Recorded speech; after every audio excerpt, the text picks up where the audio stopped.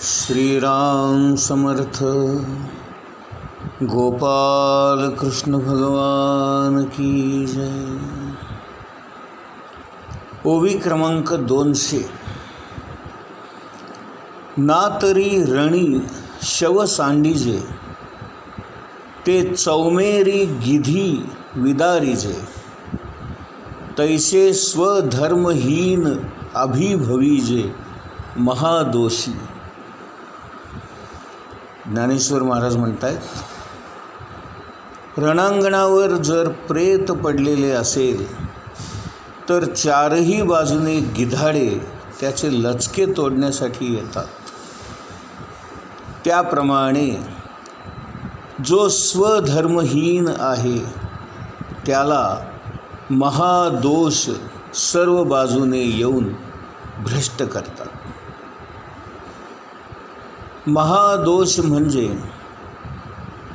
शरीर दोषयुक्त असणे असा अर्थ ज्ञानेश्वर महाराजांनी घेतला आहे. ते म्हणतात, शरीराचं पावित्र्य आपण सांभाळलं पाहिजे. वाटेल तसं वाटेल तेव्हा खाऊन पिऊन आपण आपलं शरीर भ्रष्ट करू नये.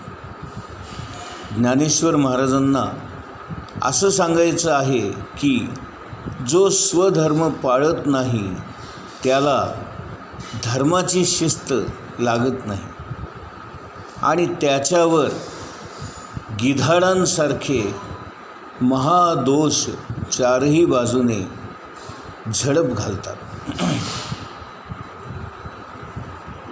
ज्ञानेश्वर महाराज म्हणतायत की आपलं अंतःकरण जसं शुद्ध पाहिजे तसं ते ज्या देहामध्ये असतं तो देहसुद्धा शुद्ध पवित्र पाहिजे.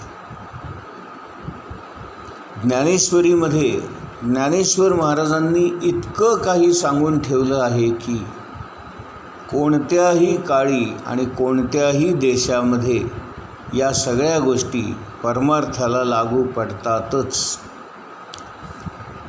ते म्हणतात, आपला देह हा कायम पवित्र ठेवला पाहिजे. सर्वात पवित्र काय असेल तर भगवंताचं स्मरण.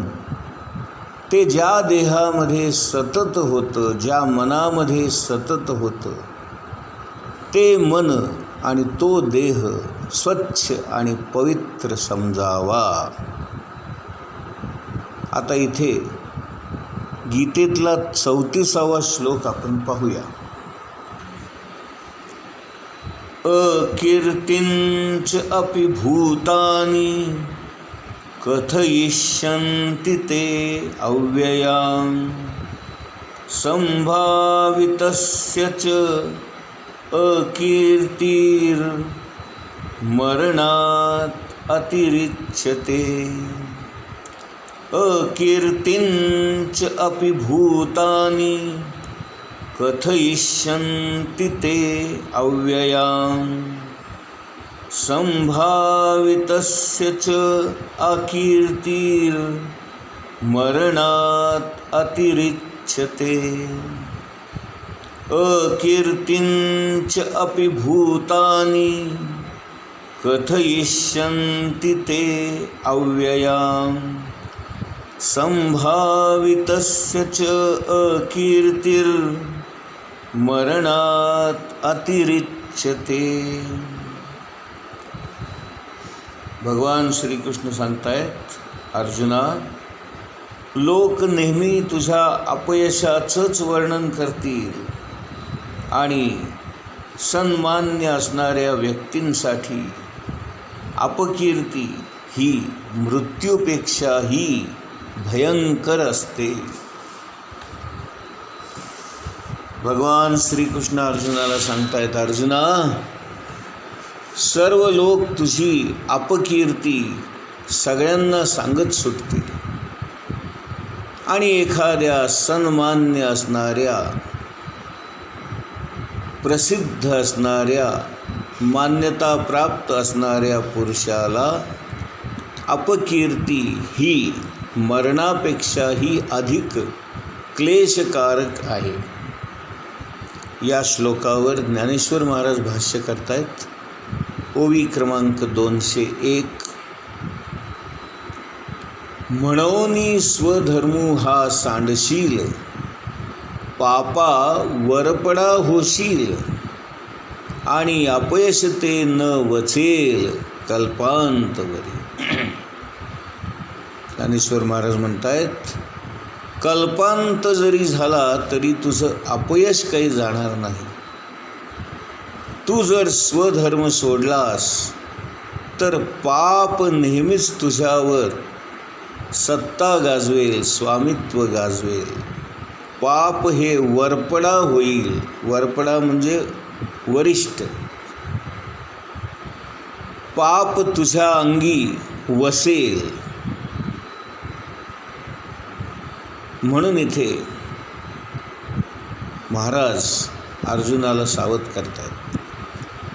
यातून आपण काय शिकायचं की साधक लोकांनी आपलं जीवन शक्यतोपर्यंत किंवा जास्तीत जास्त 24 तास जरी कुणी मला पाहिलं तरी माझ्या वागण्यामध्ये, बोलण्यामध्ये, आचरणामध्ये कोणालाही काहीही आक्षेपार्ह आढळता कामा नये, अशी खबरदारी आपण घेतली पाहिजे. हेच खऱ्या साधकाचं जीवन जगण्याचं वैशिष्ट्य आहे. हे आपल्याकडून ज्ञानेश्वर महाराज अपेक्षा करतात. रामकृष्ण परमहंस म्हणतात, गुरुला दिवसा पहावा, गुरुला रात्री पहावा, आणि मग गुरु करावा. ओवी क्रमांक 202 आपण बघूया. जाणतेनी तवची जियावे, जव अपकीर्ती अंगा न पवे, आणि सांगपा खेवी निगावे येथोनिया. महाराज म्हणतायत, तू इथून चांगल्या हेतूने निघशील, मनामध्ये चांगली भावना ठेवून रणांगणातून जाशील, पण तुझ्या मनामध्ये काय चाललंय हे कौरवांना थोडंच कळणार आहे. आणि कौरवांच्याबद्दल द्वेष नाही, मत्सर नाही, अशी ही तुझी स्थिती सगळ्यांना थोडीच पटणार आहे. तू मनापासून दयेने जरी बाजूला झालास तरी लोक तुला नावच ठेवतील. पुढच्या ओवीमध्ये 203 क्रमांक. तू निर्मत्सर सदयता, येथूनी निवसील कीर माघवता, परी ते गती समजता न मनेल यया. तू अत्यंत सदयपणे मनामध्ये मत्सर न ठेवता जरी इथून निघालास तरी ते या सर्वांना पटणार नाही. पुढच्या ओवीमध्ये 204. हे चहूकडून वेढतील, बाणावरी बाण घेतील, तेथ पार्था न सुटिजेल कृपाळूपणे. हे कौरव तुला चारही बाजूने वेढा घालतील आणि तुझ्यावर बाणांमागून बाण सोडतील. तुझ्या सहृदयतेने किंवा कृपाळूपणामुळे ते तुला या युद्धातून बाहेर पडू देणार नाहीत, तुला सुटू देणार नाहीत. आणि तुझी सहृदयता किंवा दयाळूपणा, कृपाळूपणा इथे अजिबात उपयोगी पडणार नाही. पुढची ओवी 205. ऐसेनिही प्राण संकटे, जरी विपाये पा निघणे घटे, तरी ते जियालेही ओखटे मरणाहुनी. अरे बाबा, अशा या संकटातून, प्राणघातक हल्ल्यातून तू चुकून जरी सुटून गेलास तरी ते जगणं काय जगणं आहे, उलट ते मरणाहूनही अधिक भयंकर आहे, वाईट आहे. आणि असलं मरणप्राय जीवन काय कामाचं, नाही का? म्हणून भगवान श्रीकृष्ण अर्जुनाला सांगतायत की तू एवढा मोठा महावीर आहेस, तरी तुझी दया या लोकांना पटणार नाही. उलट ते म्हणतील तू भ्यालास, तू घाबरलास आणि तू भिवून पळालास, आणि या अपकीर्तीमुळे तुला जगणे देखील असह्य होईल. आता आपण गीतेमधला 35वा श्लोक पाहूया. भयात रणात उपरतं मंस्यन्ते त्वां महारथाः येषांच त्वं बहुमतो भूत्वा यास्यसि लाघवम्. भयात रणात उपरतं मंस्यन्ते त्वां महारथाः येषांच त्वं बहुमतो भूत्वा यास्यसि लाघवम्. भयात रणात उपरतं मंस्यन्ते त्वां महारथाः येषांच त्वं बहुमतो भूत्वा यास्यसि लाघवम्. या श्लोकाचा अर्थ असा आहे, ज्या मोठमोठ्या महारथी सेनापतींनी तुझ्या आजपर्यंत मिळवलेल्या नावलौकिकाची आणि या यशाची वाखाणणी केली आहे, त्यांना आता असं वाटेल की तू भीतीमुळे रणांगण सोडून घाबरून पळून जात आहेस, आणि म्हणून ते तुला तुच्छ समजतील.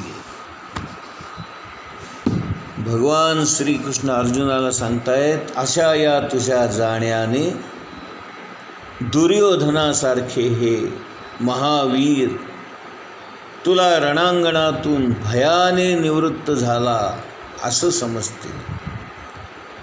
पूर्वी ज्यांना तू मोठा शूरवीर योद्धा आणि खरा क्षत्रिय म्हणून मान्य होतास, त्याच भीष्म आदी इतर महायोग्यांना तू आता अमान्य होशील आणि त्यांच्या तिरस्काराला प्राप्त करून घेशील. या श्लोकावर ज्ञानेश्वर महाराज ओवी लिहित आहेत 206 क्रमांकाची. तू आणिकही एक न विचारिसी, येथ संभ्रमे झुंजो आलासी, आणि सकणवपणे निघालासी मागुता जरी. अरे अर्जुना, तू आणखीन एक विचार करून पहा.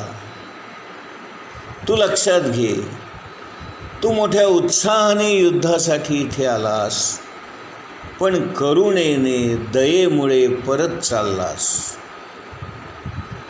आणि अशा जरी मनाच्या अवस्थेमध्ये तू गेलास तरी ते त्यांना पटणार नाही. ओवी क्रमांक 207. तरी तुझे ते अर्जुना या वैरिया दुर्जना, का प्रत्यया येईल मना सांगे मज. आणि म्हणून हे अर्जुना, या तुझ्या वैर्यांना तुझी ही दया करुणा पटणार नाही, हे मी तुला सांगतो, ऐक, बघ तुला पटतंय का. आता आपण गीतेमधला 36वा श्लोक पाहूया. अवाच्य वादांश्च बहून वदिष्यन्ति तव अहिताः निन्दन्तस्तव सामर्थ्यं ततो दुःखतरन्नु किम्.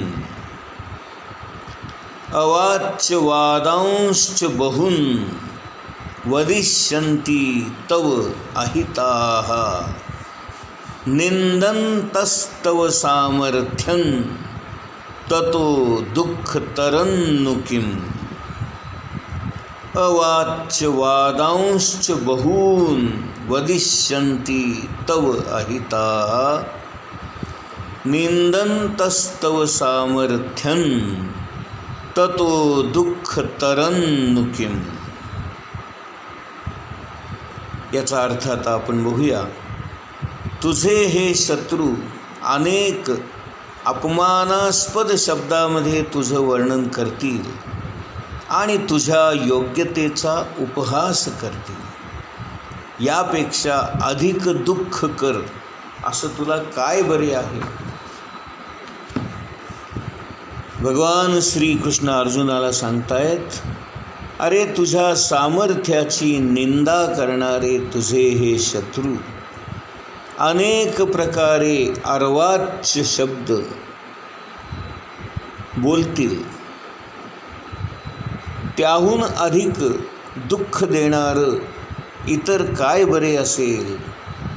गोपाल कृष्ण भगवान की जय.